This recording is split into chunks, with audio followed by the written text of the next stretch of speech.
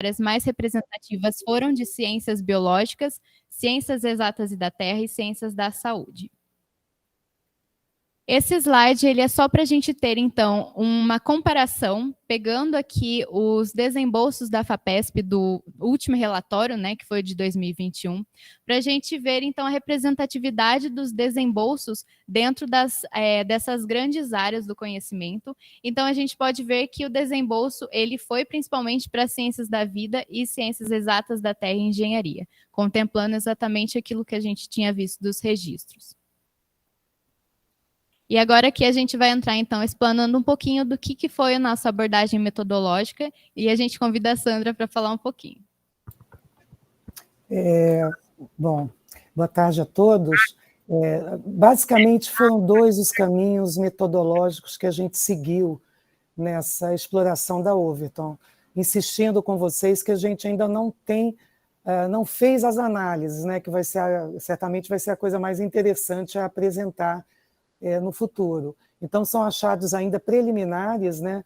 Só recuperando o que a Johanna mencionou e acho que o Evandro também, a gente está falando de menções, de citações, não de números de documentos de política, porque os documentos eles podem contar, se eles forem muito longos, eles podem gerar mais de um PDF, se houver tradução, eles são contados separadamente.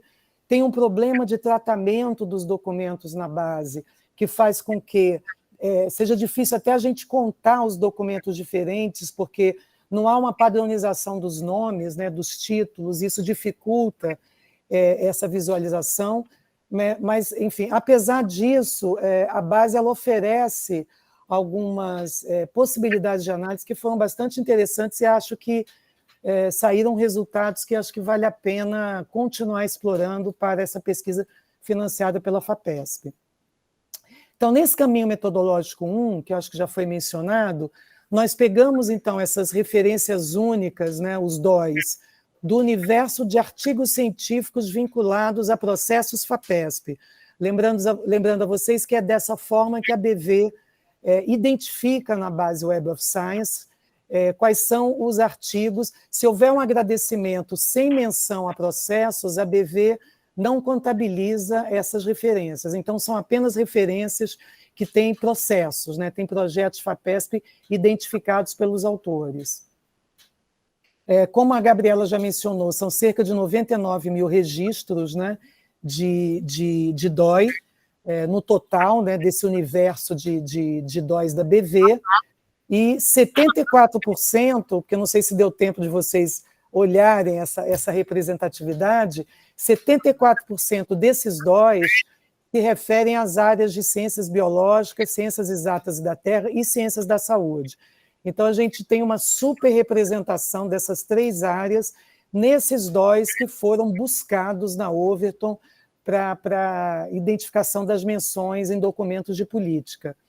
E esses, por sua vez, esses registros, né, esses 99 mil registros de DOI, sem repetição, eles estão vinculados a 52.425 processos FAPESP, também sem repetição.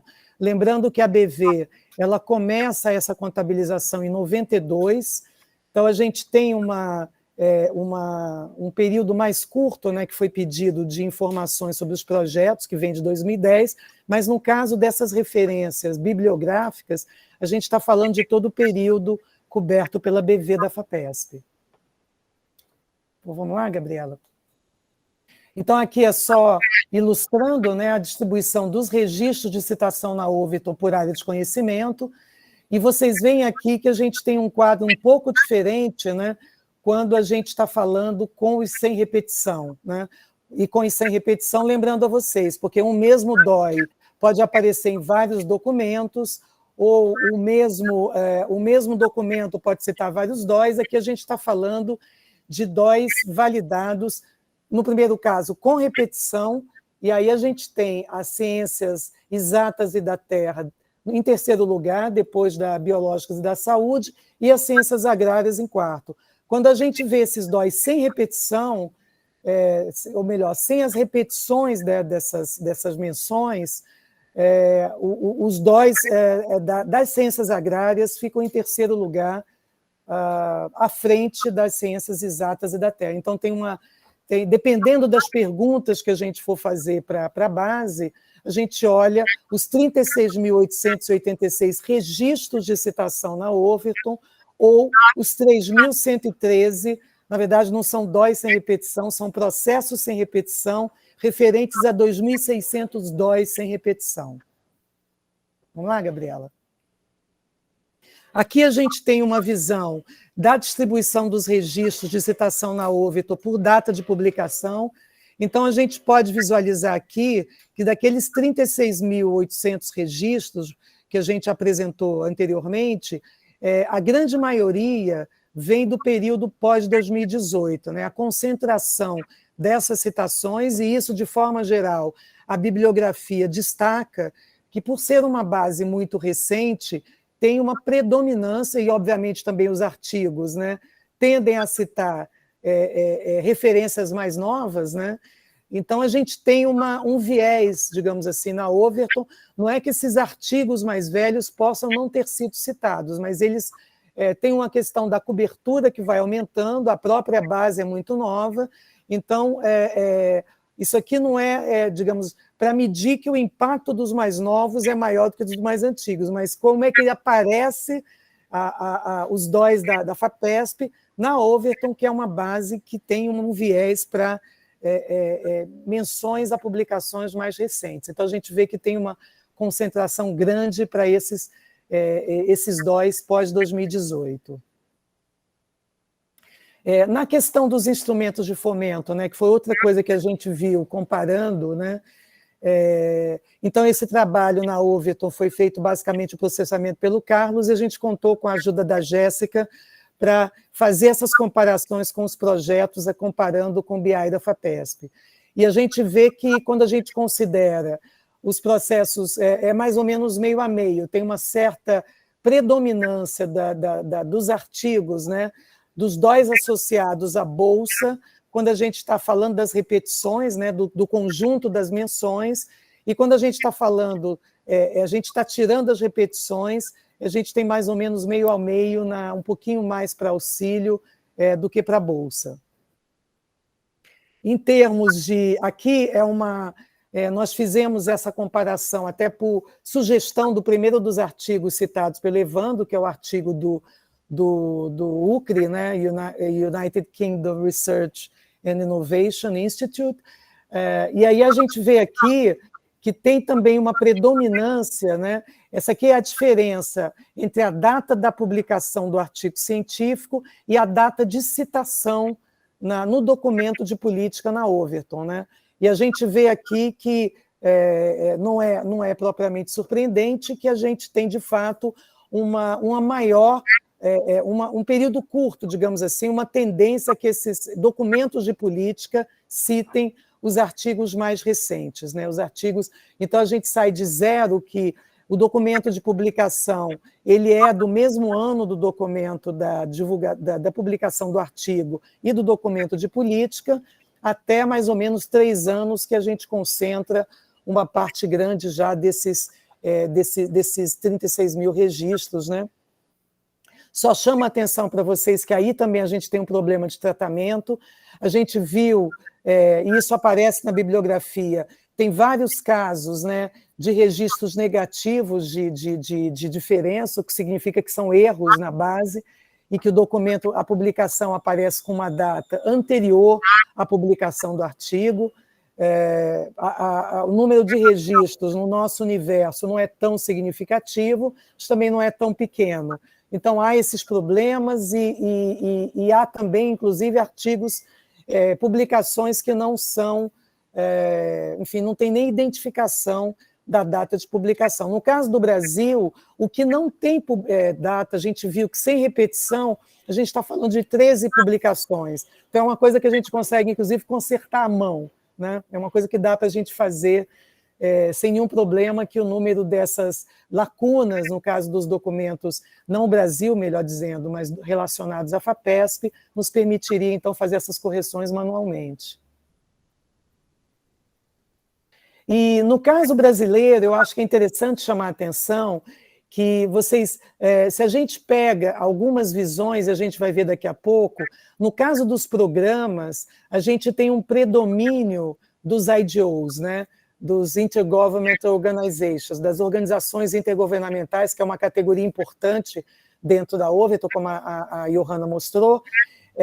E no caso dos documentos da FAPESP, dos programas, há uma predominância clara dos IDOs, dos documentos da ONU, do painel de mudanças climáticas,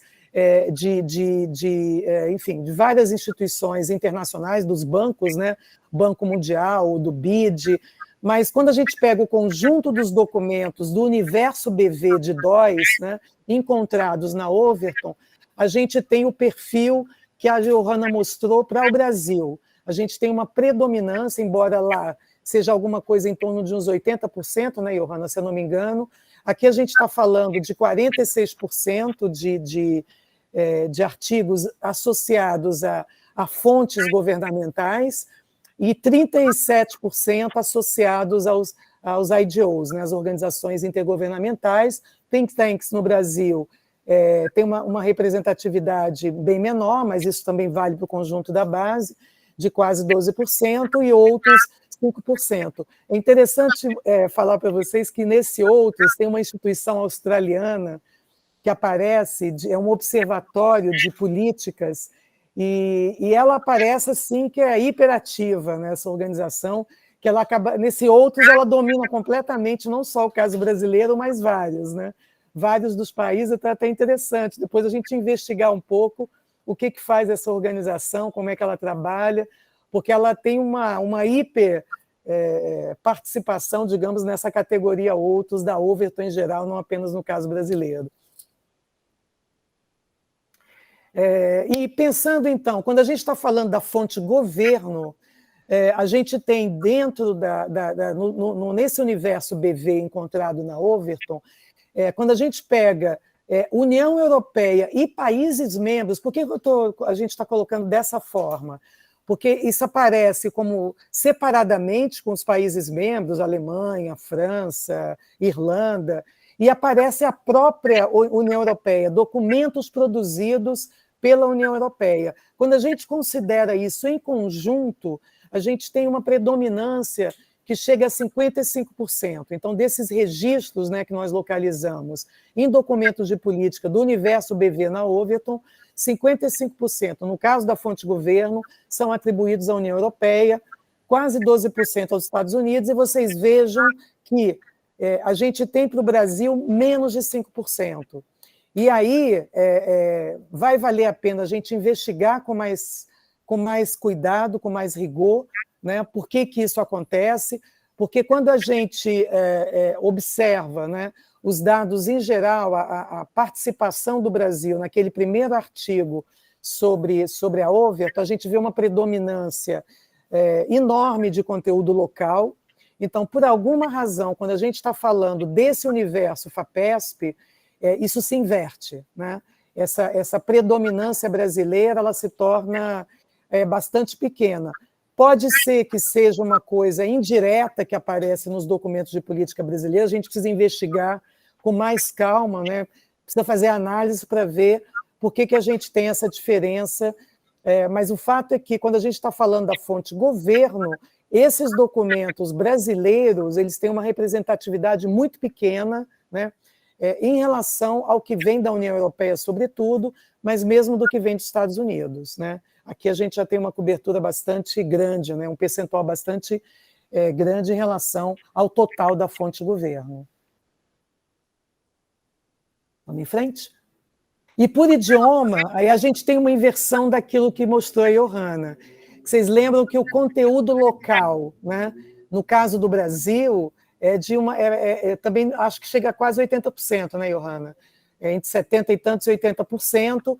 Conteúdo em português, né, na base Overton. Mas quando a gente está falando do universo BV, do universo FAPESP, né, a gente tem cerca de 95% desse conteúdo, né, dessas publicações, desses registros, eles estão em inglês e não em português, o que também digamos, está relacionado ao fato de que a gente está falando de artigos que vêm de DOIs, citados na Web of Science, então a gente precisa entender um pouco mais essa conexão no caso brasileiro, inclusive investigar que tipo de documento no Brasil, por que isso não aparece de uma forma mais representativa. A gente precisa dar alguns passos ainda, muitos passos, em termos analíticos, para entender melhor esses primeiros achados que a gente está trazendo aqui para vocês.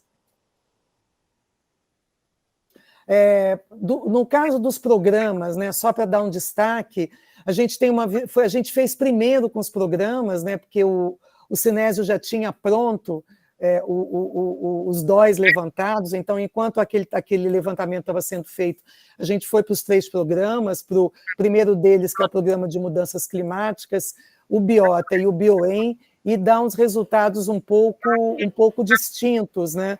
E ao contrário do que nós imaginávamos, né, nós supunhamos no início desse trabalho, eles não são, digamos assim, eles não têm uma participação tão grande nas citações da Overton dentro do universo da BV. Vocês veem aqui que, se a gente contar os 3 programas, a gente está falando em algo inferior a 10% no total desses registros que a gente captou na BV. E quando a gente está falando dos 3 programas, a gente não está falando só de auxílios, certo, Jéssica? A gente está falando de todas as linhas, digamos assim, de fomento associadas a esses programas. Bolsas, jovem pesquisador dentro do Bioem, dentro do Biota, a gente está falando de todas as categorias associadas a esses programas, e ainda assim a gente tem um peso, né, dentro do conjunto das citações encontradas na Overton, relativamente pequeno, ao contrário da expectativa que a gente tinha no início desse trabalho de busca. Vocês lembram que nós mencionamos no início que nós testamos 2 caminhos metodológicos. O segundo caminho que nós testamos foi um caminho de buscar o financiador na Overton entre os vários filtros, né? Tem filtros de instituições também, nós fizemos pelo filtro de instituições, mas o resultado ele é um resultado pior, porque ali você tem instituições brasileiras citadas em inglês, você tem falsos positivos, o resultado para nós saiu bem pior, e mesmo quando a gente faz pelo financiador FAPESP, vocês vejam que a gente tem um resultado que é muito pouco expressivo diante daquele que a gente teve na busca dos DOIs do universo FAPESP, né? Nós chegamos a 2.053 menções em documentos de políticas, para 926 DOIs sem repetição, e lá a gente está falando de cerca de 2.700 ou 2.600 e tantos DOIs sem repetição, então a gente tem uma diferença bastante grande que a gente ainda precisa entender, né? É possível que seja por um problema de consolidação do nome da FAPESP, pode ser o caminho da Overton de buscar, através dos documentos de política, as citações dos artigos, e a forma como isso aparece nos documentos de política, então a gente vai ter que entender um pouco melhor a razão dessa diferença tão grande, né? E no caso de governo, né, que é a grande maioria, como a gente viu, das citações que aparecem para o universo no caminho metodológico 1, quando a gente vem por esse segundo caminho, as citações para fontes de governo elas são mínimas, né?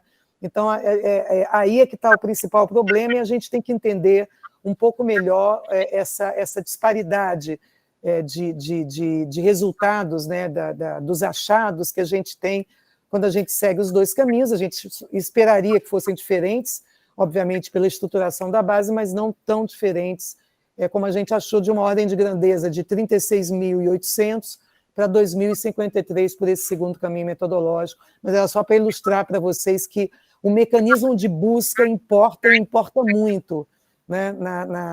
E, obviamente, ainda cabe, além da parte analítica que a gente tem a fazer, eventualmente explorar outros caminhos que a gente possa, na busca da Overton, até fazer alguns contatos com eles para tirar dúvidas que nós temos em relação a potenciais buscas alternativas. Considerações finais. Bom, eu acho que eu já falei um pouco, né, desses caminhos. Eu vou chamar, não sei se o Evandro ou a Johanna querem falar um pouco dessas perguntas que a gente colocou, mas eu só queria colocar que acho que tem um trabalho grande a fazer, talvez seja o principal, de entender a natureza desse impacto, a natureza dessas publicações, do que a gente está falando quando a gente fala de influência na política. A gente já viu que não são think tanks, que no caso do Brasil a gente tem hoje uma pluralidade, uma grande quantidade de documentos, de recomendações de políticas, né, que vêm da sociedade civil, e vale a pena a gente explorar olhar para isso dentro da base. A gente tem o nome dessas instituições, e talvez seja uma ausência importante dentro da Overton, a gente tem que investigar isso melhor. E precisamos olhar também para dentro dos documentos de governo do que a gente está falando, né? E vocês veem que os documentos desse universo BV acabam tendo uma repercussão muito maior em outros países do que no caso do Brasil. E a gente tem que entender, e já será uma conclusão, né, a ser evidentemente refinada, bastante importante, que a gente pode ter desse caminho metodológico, a mostrar de por que os documentos brasileiros, quer dizer, que esses documentos que têm um impacto tão grande na União Europeia e em países da União Europeia e nos Estados Unidos, por que eles têm Claro que tem razões culturais também, e isso a bibliografia destaca, né? Muitas vezes os policymakers no Brasil, eles tendem a ir para os documentos internacionais, e é ali que eles pegam as referências, até referências brasileiras, né? Acabam pegando de forma indireta, mas isso tudo ainda são perguntas para digamos, esse caminho analítico grande que a gente ainda tem para percorrer. Qual dos dois aqui vai falar mais agora? Você, Johanna? Eu falo um pouquinho, daí o Evandro complementa ali para finalizar, então. Eu acho que esse é um ponto, né? A gente até tem pensado, e o Borman fala isso, o Evandro evidenciou isso quando a gente conversou ontem, de que às vezes o documento vai mudando, né? Ele vai passando de estágios políticos e a forma de você medir esse impacto também muda. Então, conforme está mais perto do processo de decisão, o Borman fala, mais difícil de ter a citação. Então, acho que entender todos esses detalhes que a Sandra colocou são fundamentais. Os nossos caminhos, então, futuros, a gente vai aprofundar essa etapa analítica desses resultados. E o que é curioso é que a gente falou ali de 6 artigos que usam a base da Overton, e, se eu não me engano, 3 ou 4 deles, a estrutura do próprio artigo é responder mais de uma research question, de entender o que a Overton está mostrando e o que a gente pode fazer com esses dados que ela oferece, né? Então, pensando nessa mesma linha, a gente linkou algumas perguntas de pesquisa que a gente está trabalhando para responder e para entender, que é como a gente pode reclassificar esses documentos de política para ter uma visão mais aprofundada sobre o uso da pesquisa financiada pela FAPESP, se os resultados encontrados podem ser comparados aos dados de financiamento, como estabelecer essas relações causais, que tipo de padrão de comportamento a gente pode determinar, como a Sandra bem falou, será que o nosso procedimento é legitimar o uso de evidência científica por instituições internacionais, e daí lá descobrir que a pesquisa já estava sendo feita aqui no Brasil, por exemplo. Então, que tipo de padrão de comportamento com relação a esse uso de evidências a gente poderia entender, também sabendo que esse padrão pode alterar de acordo com o objeto, de acordo com a área do conhecimento também. Evandro, não sei se você quer complementar? Não, acho que perfeito. Só acho que encerrando, então, né? Não tenho nada a falar aqui, né? Claro, muitas outras perguntas são possíveis, assim como a Sandra e a Johanna vieram apontando, né? E o professor Sérgio, a gente estava conversando cedo um pouco sobre isso, ele também veio apontando algumas coisas que interessantes para a gente aprofundar. Então, a gente tem um caminho assim, de bastante possibilidade, né, para explorar, e fiquem à vontade para comentar. E é isso, mas no fim das contas a gente acha que a gente tá indo bem, assim, se a gente pegar os artigos que estão explorando a Overton, né? Muitos deles usam a Overton de uma maneira mais mais simples ali, né, pegando as classificações da Overton, o próprio artigo que eu fiz, capítulo que eu citei, a gente faz isso, mas aqui realmente a gente consegue ter uma visão um pouco mais aprofundada. Então é isso, agradecer o tempo de vocês e encerramos nosso seminário. Deixa eu só fazer um comentário rápido, que eu acho que vale a pena só chamar a atenção de vocês, que para esse, digamos, essa subfrente, né, Sérgio, dos impactos da pesquisa financiada pela FAPESP para as políticas públicas, isso aqui é uma das rotas que a gente está testando, né? Acho que vale a pena só chamar a atenção de vocês para isso. Nós também recebemos uma quantidade grande de documentos do Congresso, de áudios, né, documentos das audiências públicas do Congresso, para tentar identificar essa participação de pesquisadores financiados pela FAPESP na elaboração de políticas, nas audiências públicas no Congresso, e a gente já conseguiu abrir caminho, né, para o CONITEC, para tentar ver, na área da saúde, né, que tem um caminho, digamos, formal de utilização de artigo científico para recomendações, né, de diagnósticos, de diretrizes, enfim, para o SUS. Então, a gente já conseguiu abrir esse caminho e temos uma base para explorar. Então, a Overton é uma das alternativas, né, essa mais de caráter bibliométrico, como foi explicado no início, que digamos assim, é uma das rotas que a gente está investigando para tentar mensurar esse caminho que também na literatura internacional é novo, sobre a elaboração e a implementação das políticas públicas. Só um comentário que eu acho que vale a pena vocês terem em mente.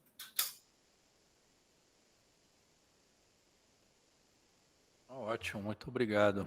Palavra aberta aí para perguntas, comentários. Antes de mais nada, eu queria apresentar aqui para quem eu não apresentei ainda, o Bernardo Cabral está aqui na sala. Ele levantou a mão lá, ele é grandão, se ele levantar ele vai aparecer. O Bernardo é professor da Federal da Bahia e iniciou um pós-doc aqui conosco no tema de na relação impacto em empreendedorismo, nas empresas, né, na relação entre a produção, a pesquisa para inovação dentro de empresas. Iniciou agora e ele vai nos acompanhar aqui, principalmente, não apenas, mas principalmente dentro da Frente 1. E, então, bem-vindo aqui, Bernardo. Deixou Salvador para vir para Campinas. Mas, dito isso, então, a palavra está aberta. Acho que a Carol pediu. Adriana, desculpa, vi aqui. Adriana e depois Carol.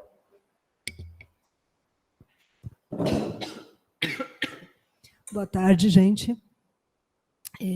Bom, muito legal a apresentação, gostei bastante. Já deu aí uns insights, né? Eu e a Carol, a gente está orientando um aluno que está olhando, não usando a Overton, não para olhar o impacto do financiamento, né? Mas para olhar a produção científica dentro de 2 unidades da Unicamp, a FCA e o IG. Só por acaso, a gente escolheu essas 2. Né? Mas, enfim, dá para pensar algumas coisas a partir do que vocês falaram. Bom, eu acho que ficam muitas perguntas e muitas ideias de análise, então eu vou dar mais ideia do que outra coisa, mas foram algumas coisas que me ocorreram quando vocês estavam apresentando. Tá?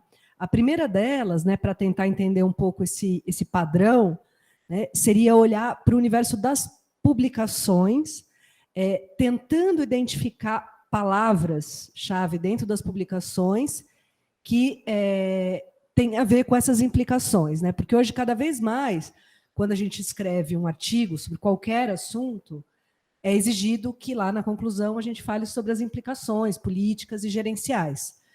Então, tentar entender se esses artigos que foram mencionados nas políticas, eles trazem isso de forma mais explícita do que os que não foram mencionados nas políticas, ou não é essa a diferença. Isso me pareceu um ponto. Quer dizer, porque isso geraria um esforço ou um indicativo da FAPESP, por exemplo, de que as produções que decorrem das pesquisas financiadas tenham necessariamente esse elemento muito bem delimitado. Então, esse foi um caminho, uma das coisas que eu pensei. A outra coisa que eu pensei é, olhando nas políticas, tá? Não olhando nas avaliações, mas olhar os padrões de documentos que foram citados, né? Então, essas políticas, elas estão citando artigos, entre outras coisas, né? E tentar entender, por exemplo, se nas políticas nacionais, brasileiras, qual é o padrão de citação de artigos autorados por pessoas, né, por instituições nacionais e internacionais, vis-à-vis as políticas internacionais. Né? Então, políticas nacionais citam mais, né, a Sandra estava, né, conjecturando sobre isso, né, mas políticas nacionais citam mais os nacionais ou citam brasileiros que estão no exterior, quer dizer, né, ou citam referências internacionais. Eu acho que isso pode ajudar a identificar alguns padrões. Então, uma outra sugestão aí de análise, que cada negocinho desse já é tipo uma pesquisa inteira, né? Mas, enfim. E uma terceira, e aí eu não sei se dá jogo, tá, gente? Então é para pensar. Há uns 2 anos atrás, eu acho, o IPEA fez uma pesquisa com os funcionários públicos federais, uma pesquisa primária, para tentar entender o uso de evidências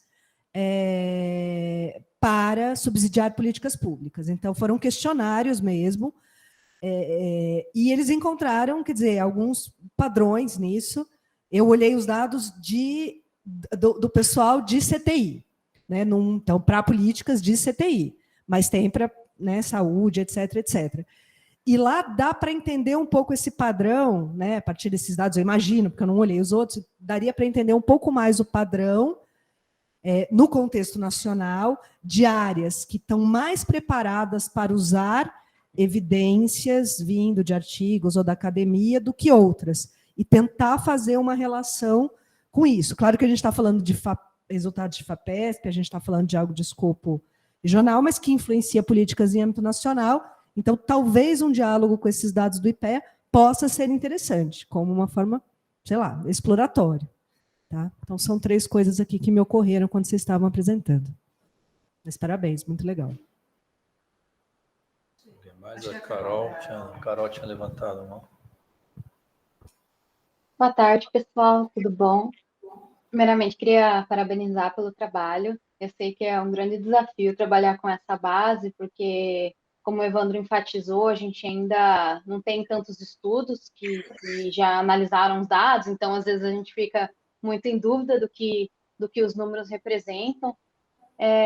Eu tenho uma sugestão. A gente fez um estudo exploratório da FAPESP, até foi aprovado em um evento recentemente, eu, Johanna, Evandro, Karen, brincando ali, tentando relacionar um pouco objetivos do desenvolvimento sustentável com pesquisas financiadas pela FAPESP. Só que foi algo mais impreciso, no sentido de que a gente ainda não tinha acesso à base que a gente tem agora. Então, a gente usou dados da Dimensions, né? A Dimensions tem a FAPESP catalogada como instituição, e, portanto, ela faz essa conexão de pesquisas financiadas pela FAPESP, semelhantemente como a própria FAPESP faz. Então, a gente usou esse indicador como proxy, a gente pegou um intervalo só de 2 anos, 2020 e 2021, olhamos a relação desses dois na Overton. Eu vou encaminhar esse artigo que foi aprovado num evento de ciência e tecnologia.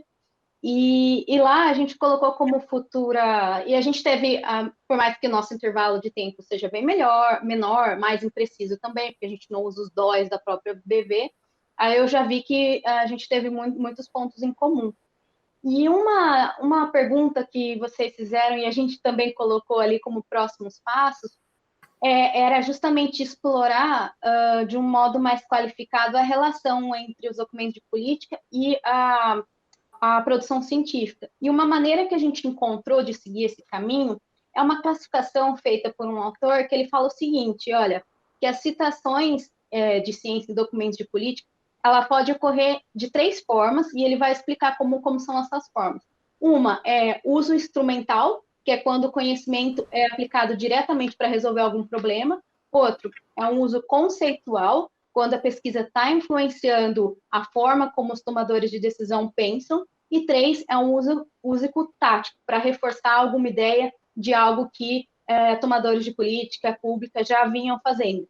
Então, essa forma de categorização em uso instrumental, conceitual ou tático, eu particularmente acho bem interessante, acho que poderia ser um caminho para a gente poder entender se é um uso mais conceitual, ou seja, se eles estão citando trabalhos da FAPESP para usar algum conceito, ou se é para reforçar algum ponto. Enfim, eu acho que eu vou encaminhar esse artigo desses autores que usam essa categorização, que acho que pode ser um caminho.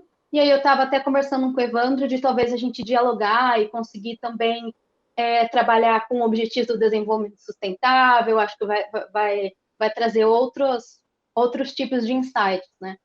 Então, eu acho que esse é um caminho da gente poder explorar essa grande questão, né? Qualificar, mas de que forma que os documentos são mencionados.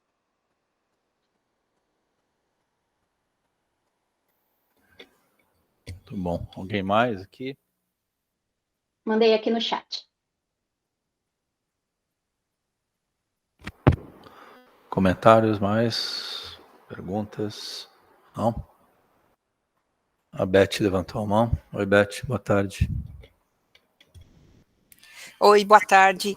Na verdade, eu queria só um esclarecimento. Aquela gráfico que vocês fizeram comparando a produção do biota com a produção, enfim, com a presença do biota do biota e dos outros 2 programas, vocês separaram por área do conhecimento? Quer dizer, aquele outro gráfico que são os outros de todas as áreas, ou eles são os outros da ciência ambiental? Por exemplo, para comparar do biota, porque eu acho que aí talvez esse controle fosse interessante. Agora, tirando isso, adorei o trabalho, muito interessante mesmo, parabéns. Nossa, esse grupo está produzindo resultados incríveis. Ainda são preliminares, viu? E deixa eu só comentar rapidamente, Sérgio, que esse ponto que a Carol levantou é muito interessante. Isso aparece, Carol, essa sugestão de relacionar o impacto na política ao próprio impacto científico no texto, acho que do UCRI, né, Johanna e Evandro? Que ele faz essa comparação de pegar na Web of Science, ou em Scopus, acho que eles fazem na Scopus, inclusive, pegar as citações dos artigos e ver se são esses artigos que têm maior impacto científico, se são eles que têm maior impacto na política. Tentar fazer essa... que é uma forma muito interessante de ver, né? A gente pode fazer pelo tempo, usando esses tempos diferentes de citação. Então, acho que é um ponto assim, muito interessante. Eu acho que a gente pode fazer, quer dizer, a gente não vai ter condições de fazer todas as ondas possíveis, né? Então, poder fazer isso em colaboração seria ótimo. E os pontos que a Adriana levantou, queria só comentar rapidamente, que eu achei ótimas sugestões, Adriana, e eu não tinha conhecimento desse trabalho do IPEC, certamente vai ajudar muito a gente entender melhor os padrões de... Quer dizer, por que o Brasil aparece de forma tão pouco representativa nas fontes de governo, né? Pode ser, enfim, se é um padrão da forma como os gestores públicos, né, utilizam, se é mais indireto, se eles de fato não utilizam, o que acontece exatamente. Então, acho que as sugestões foram todas muito boas.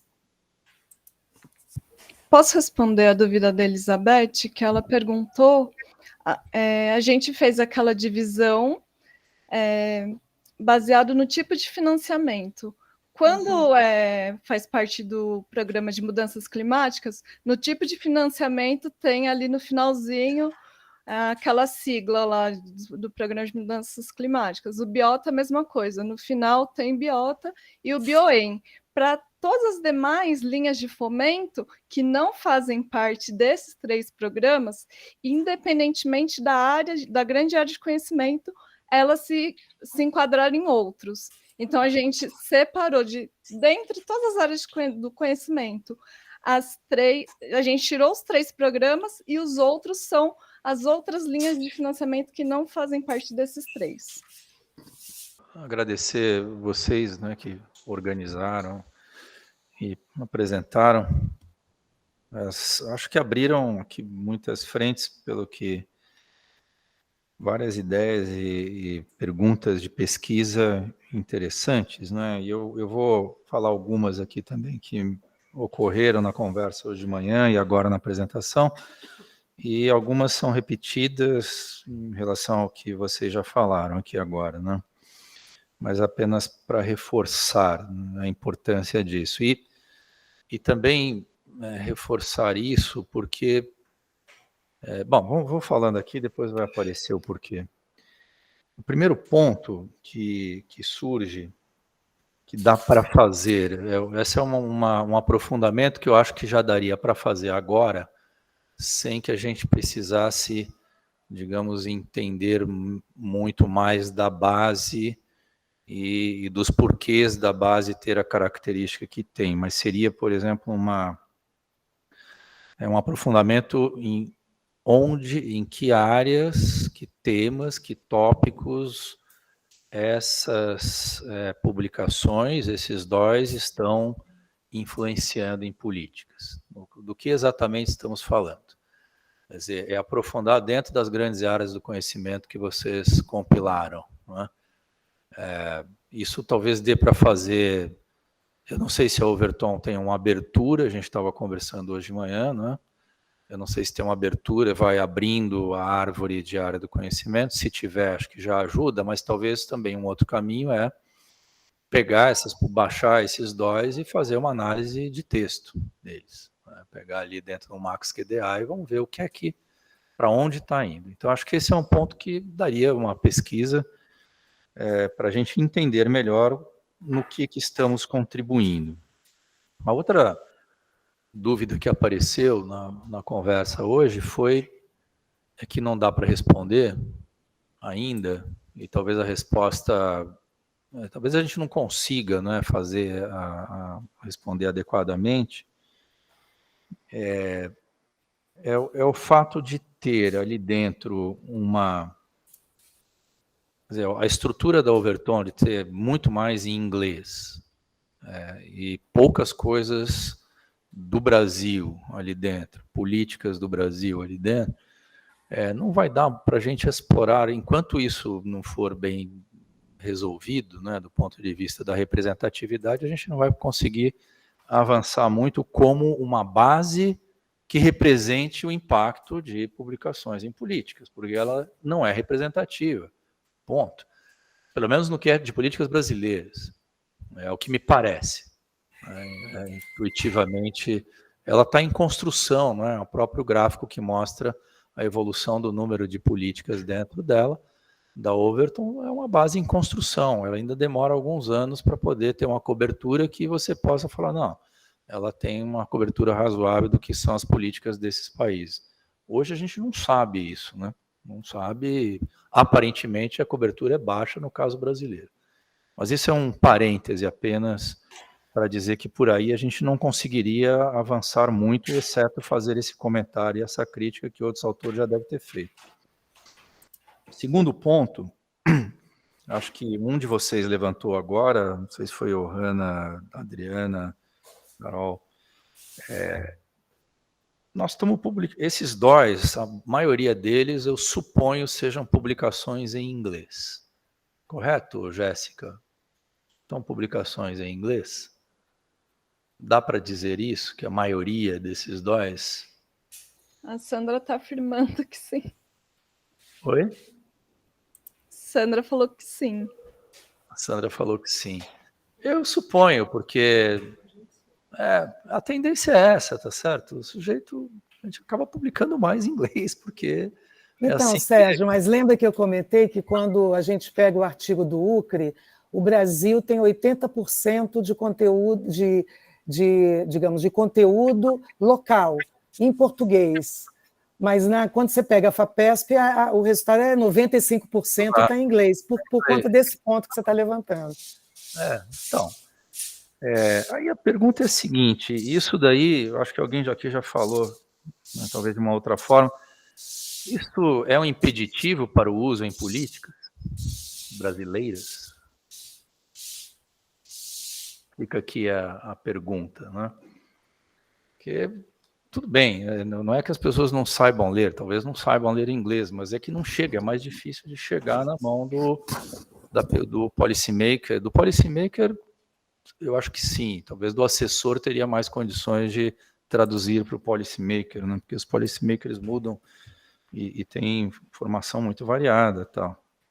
Mas é uma pergunta, essa questão da língua, ela é um impeditivo, ela deve ser um impeditivo. Um impeditivo não, ela deve ser um elemento importante de restrição da formação da base, pode ser que seja, em termos de quantidade e representatividade das políticas escritas em outras línguas. Quando a gente olha lá aquele segundo gráfico que vocês mostraram, é espantoso, é tudo em inglês ali. Né? Você tem o gráfico dos países, que já é Estados Unidos maior, depois é a União Europeia.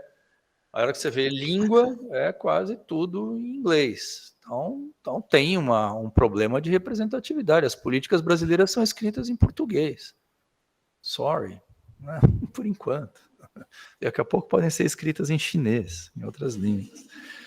Então, tem um problema ali da base, né, de uso da base para a gente analisar Brasil. No fundo, é isso que eu estou querendo dizer. Analisar Brasil, nós vamos encontrar essa restrição. Né? Mas tem uma questão ainda dentro desse ponto que pode ser conceitual mesmo. E aqui, retomando, né, um assunto que hoje é momentoso, já vem de muito tempo, mas ele vai ganhando momento, que é essa questão da diversidade na ciência, diversidade geográfica, diversidade de língua, que é um assunto que o Dora colocou lá 10 anos atrás, ou que o Manifesto Leiden colocou há 6, 7 anos atrás, e que, no fundo, reflete isso, tá certo? Essa relação entre ciência e políticas fica dificultada por um problema de língua, né? Se não por outra razão, por um problema de língua. Até que ponto isso acontece, é verdade, é um obstáculo mesmo, é algo que precisa ser investigado. Né? Poderíamos estar aproveitando mais? Não sei, eu não sei responder, fica aqui no ar, e aqui eu emendo num outro ponto que vocês propuseram recentemente. Deixa eu ver aqui. Que é o último ponto. Quem que falou aqui das políticas no Brasil citam menos estudos? Essa é uma pergunta de pesquisa difícil da gente responder, mas talvez seja uma pergunta bem importante. As nossas políticas em geral, comparadas a outros países, citam menos produção científica? Eu acho que a primeira constatar isso vai ser muito difícil, porque nós vamos ter que olhar as políticas lá no Congresso Nacional, vai lá, pegar no nível federal, né? Como a Sandra mencionou agora, estamos com acesso a algum tipo, pelo menos alguns setores, alguns segmentos, se bem que esse do Conitec é feito para isso, né? Então não é uma boa representatividade, ele teria que pegar das políticas algum outro recorte, que a gente conseguisse comparar com mais 2 ou 3 países e falar, as pesquisas aqui têm mais ou menos influência, são mais ou menos citadas na elaboração, na exposição de motivos, não precisa nem estar dentro da política, mas está na exposição de motivos que deu origem à política. Intuitiva, e vai ser muito difícil, eu acho, fazer isso, mas é um ponto de pesquisa que você poderia fazer usando acesso que deve existir, né, às diferentes bases de legislação nos países. Então, isso daria para ser feito aqui, a gente poderia fazer isso usando algum software que nos permitisse buscar essa informação. Dentro da Overton, eu não sei se a gente conseguiria fazer isso. Não sei dizer. Mas que seria muito interessante, seria. Intuitivamente, eu diria, aqui a gente, na maioria das áreas, simplesmente não usa publicação científica para fazer política. Talvez na área de saúde, sim, porque necessariamente você precisa de algum fundamento, mas na maioria das áreas, indústria, agricultura, eu duvido que se use. Eu tenho fortes dúvidas, mesmo na área de ciência e tecnologia. Em tudo que eu vi na vida, acho que pouquíssimas vezes eu vi políticas sendo formuladas com base em estudos, em geral, não estou nem dizendo em pesquisa, né, em estudos de uma maneira geral. Mas é uma frente super interessante de trabalho, né, de pesquisa. Esse outro ponto que eu acho que vocês também foi a Johanna, né, qualificar o grau de relevância, não sei se foi a Johanna que falou, o grau de relevância, não é? Se é só uma foi a Carol, se é só uma menção, aquela classificação que foi feita, isso também é um outro ponto que dá para a gente ver, tá certo? Entrar nessas políticas para ver que tipo de influência a publicação que está ali mencionada teve. Acho que esse também já é uma coisa que dá para fazer de imediato, não daria? Daria, né? Está lá, a gente tem algumas, vamos ver se é o quê? É para dar fundamento para a proposta da política, é só para fazer um reforço, ou é o quê? Nessas categorias de influência, não é, que uma pesquisa pode ter sobre a elaboração e implementação de uma política. Então, esse é um segundo ponto dos que eu estou falando aqui, que já daria para a gente aprofundar de imediato aqui. E o último ponto, esse é mais, digamos, prático, da rotina, processual, de quem está. Será que as agências não deveriam ter esse canal estabelecido, né? As agências serem proativas no sentido de levar os resultados do trabalho. Eu acho que tem um pouco disso espalhado por aí, mas é ocasional, me parece, né? Não é sistemático as conexões com os policymakers a partir da pesquisa, ou seja, você não ficar ali ou oferecendo na prateleira, né? Olha, temos aqui esses resultados de pesquisa, publicar, divulgar, que é importante, mas aí é muito além disso, né? Fazer a conexão para que o uso daquilo que do resultado daquilo que você financiou aconteça dentro de uma política, dentro de um programa, de uma política pública. Mas esse é um ponto, digamos, mais para a FAPESP, por exemplo, para a gente pressionar o professor Pacheco para fazer esse tipo de coisa aí dentro da fundação. Mas eram esses os comentários. Eu vi que a Beth levantou a mão. Não, eu só queria falar que se vocês quiserem trabalhar com essa coisa de projeto de lei, ou os projetos de lei que viraram lei, que é um número muito menor do que todos os projetos de lei, porque o último estudo feito pelo José Álvaro Moisés era uma coisa de menos de 10% dos projetos de lei se transformam em lei. O banco de dados desses projetos na Câmara Federal, ele é muito bom, ele é muito fácil de mexer, ele já está estandartizado. Eu acho que você não consegue, evidentemente, para a legislatura atual, mas eu acho que, por exemplo, para a legislatura que terminou em 2022, para legislaturas anteriores, se eu não me engano, a partir do início dos anos 2000, isso aí está tudo informatizado, eles têm palavra-chave. Eu acho que talvez valesse a pena pensar na possibilidade de trabalhar, pegar uma área, eu acho que talvez o Sérgio tenha razão, uma área não tão claramente científica como a área de saúde, né, onde aí a conexão é muito mais forte. Mas talvez até a área de saúde, pegar uma área, porque os projetos de lei são indexados por área de política pública, e fazer um estudo sistemático disso.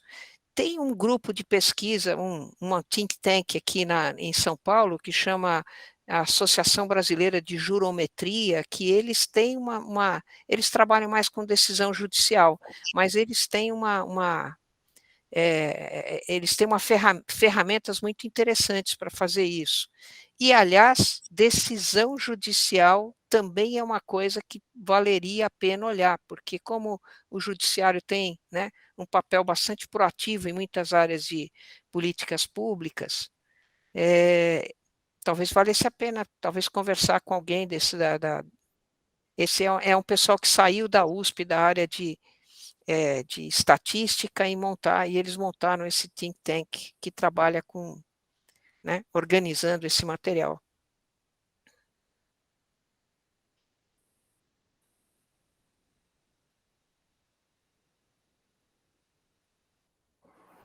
Legal, obrigado, Beth. Mais comentários aí? Tem uma mão levantada ali, não tem? Evandro. Pois não, Não, é Evandro, que se a gente ficar palavra falando sua. sobre isso, a gente vai... Enfim, só essa questão do uso de quantos fazedores de política usam a ciência. Tem alguns estudos que falam também do papel daquelas agências que são feitas para fazer essa tradução. O próprio IPEA, mas a União Europeia tem aquelas agências, organizações que eles pegam a pesquisa e eles traduzem isso em outros tipos de documento. Inclusive, a Overton está cheio desses relatórios, assim.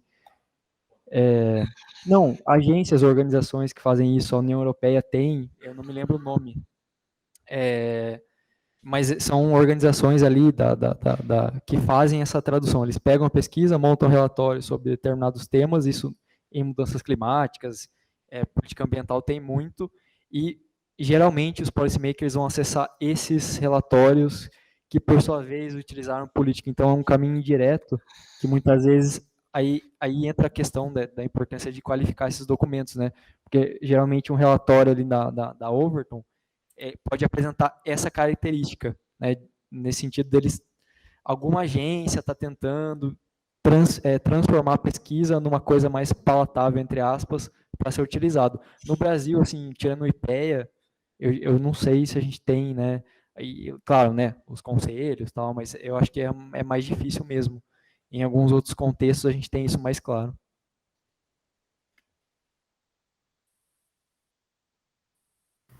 Johanna? Oi, só para complementar, aproveitando esse ponto que o Evandro falou, tem uma agência que nasceu aí da Unicamp, chama Agência Bore, e a ideia dela é justamente fazer a conexão de cientistas com jornalistas. Então, ela faz um tipo de seleção de pesquisas que eles têm a classificação do que é socialmente relevante, e eles traduzem, fazem tipo uma newsletter, assim, e eles vão fornecendo para jornalistas que estão inscritos na plataforma. Então, acho que seria mais ou menos essa ideia que o Evandro falou, só que ela não está especificamente direcionada para o formulador de política pública em si, mas como ela está ligada ao jornalista, ele acaba fazendo essa divulgação de alguma forma. E o ponto que a Beth comentou, o Sérgio também, a gente fez acho que 4 reuniões já, né, Sandra, com algumas pessoas do Senado e da Câmara dos Deputados. Então, a gente já tem alguns dados focados nas comissões, e o que a gente está identificando é que a forma mais fácil de localizar a evidência científica e onde ela realmente é mais utilizada é na audiência pública, que o pesquisador é convidado, né, de fato. Nos processos legislativos em si, são pouquíssimos que a gente conseguiu identificar na justificativa do deputado, por conta... Normalmente eles usam muita evidência de jornal mesmo, assim, então não usam uma evidência científica, de fato, um estudo ali. E o outro ponto... Você refere genericamente a especialistas, né? Especialistas defendem... Exato. Bem geral. O doutor, às vezes, na verdade, está na função de médico ali, dando algum outro tipo de comentário. Então, assim, a gente já está com alguns contatos nesse sentido, e parece ter essa proposta. Eles mesmos entendem como um processo trabalhoso. Para todos que a gente conversou, eles desejaram boa sorte para a gente. Então, mas eu acho que é um ponto extremamente interessante, né? Talvez, às vezes, não de forma sistemática, mas qualitativa, acompanhar como uma pesquisa pode ir passando, e as comissões que a gente está investigando, tem a Comissão de Saúde, né, Sandra, mas a de mudanças climáticas, justamente para ter esse ponto. Só que, por exemplo, a Comissão Permanente de Mudança Climática do Senado, desde 2017, não funciona. Não é que não tem dado, ela não funciona. Imaginamos pode ser uma decisão ali política, né, de que não discutir o assunto, e o único pesquisador que eles chamaram para debater o assunto era um pesquisador isolado que não acredita na mudança climática. Então, a evidência científica entra nesse sentido, né? Mas a gente gostaria muito de ir por esse caminho, né, Sandra? A gente está tentando achar. Posso dar uma última sugestão? Dentro do Congresso, você tem um corpo de funcionários que são, se eu não me engano, Eles são funcionários, Consultoria, inclusive. é a consultoria legislativa. A gente já entrou em contato com eles. Porque cada uma dessas coisas, dessas comissões, ela tem um corpo de funcionários dedicado.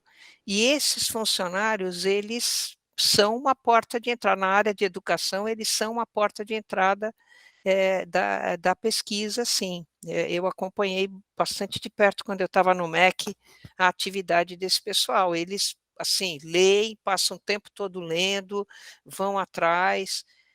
Talvez um estudo mais qualitativo, né, conversando com eles, fazendo um conjunto de entrevistas, talvez fosse interessante. Eu acho o seguinte, agora trazendo aqui, nós estamos iniciando o segundo ano do projeto, certo? Então, nós temos entregas à frente, então, decisões, depois a gente faz uma reunião, que já faz um tempo que a gente não faz, aqui da Frente 1, vou marcar com vocês, mas vamos apostar naquilo que a gente sabe que vai conseguir dados para poder ter resultados, né? Então, temos mais um ano e o maior esforço, eu acho que tem que ser nisso, e um outro esforço adicional naquilo que daria para fazer se der certo, né? Então, por exemplo, essas entradas no Congresso que vocês estão fazendo, ou mesmo dentro do Conitec, se a gente conseguir informação, é uma boa informação, porque a gente já sabe que tem relação de uma coisa com outra, então vamos mensurar. E isto é um resultado importante de ser apresentado, né? Então, acho que na próxima conversa vamos focar agora, vamos na linha 1, 2, e é nisso que a gente vai fazer neste ano, né? E fechar esse foco agora, e só podemos fechar graças a esse trabalho que vocês fizeram aqui, inicial. Muito obrigado. Só uma curiosidade, estou olhando aqui, só para complementar a discussão, o policy brief dessa pesquisa do IPEA, mandei para o Evandro, para a Johanna e para a Sandra. Artigos, capítulos ou livros de pesquisadores como fonte de informação, né, para a política.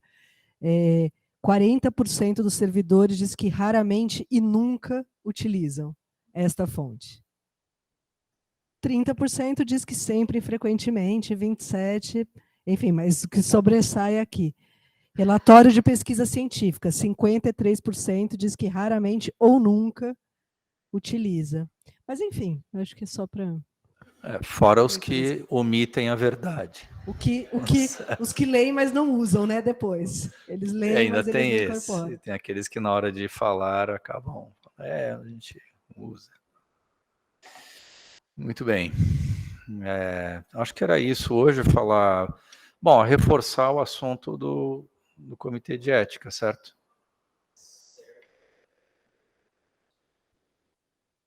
Sim, reforçar o assunto do Comitê de Ética. Eu iniciei a elaboração de um projeto, a gente precisa de um projeto, mas tem itens ali que são, por exemplo, risco, público-alvo, que modifica muito em relação às frentes, né? Inclusive o TCLE, que é o termo geralmente que a gente precisa ter, ele também vai ser modificado conforme as frentes.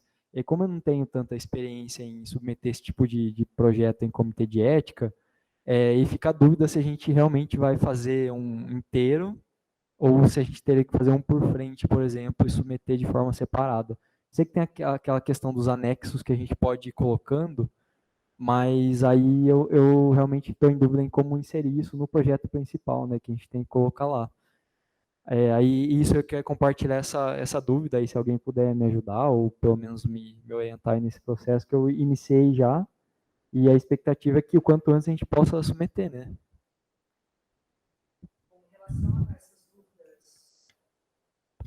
Essas dúvidas específicas, assim, sobre o que é as frentes, eu acho que depois que a gente tiver o documento, vamos compartilhar com os coordenadores né, com as frentes, e aí a gente vai embutindo coisas. A sua pergunta principal eu não sei, mas eu sei de alguém que pode ajudar a responder, que é o Eric. O Eric foi... Você já falou com ele? Ele foi por muito tempo o assessor do Comitê de Ética de Ciências Humanas e Sociais, no CHS. E agora ele é funcionário do IG. Ele trabalha lá. Érico. Desculpa, gente, falei Eric, é Érico. Não, Érico, porque eu lembro que em vários momentos lá na FCA que a gente teve alguns problemas de envio, etc., eu falava com ele, assim, e ele é pessoa que ele era secretário, então ele entende, assim, super dos procedimentos mesmo, de como as coisas acontecem. E, enfim, ele está aqui, né, gente? Então, tipo, descer a escada, sentar com ele e conversar, porque eu acho que ele super pode ajudar nessa dúvida, assim.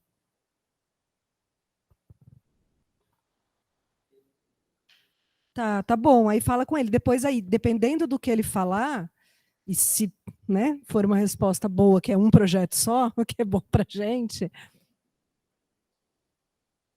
Assim, se tiver questionário, cada questionário tem que ser apresentado.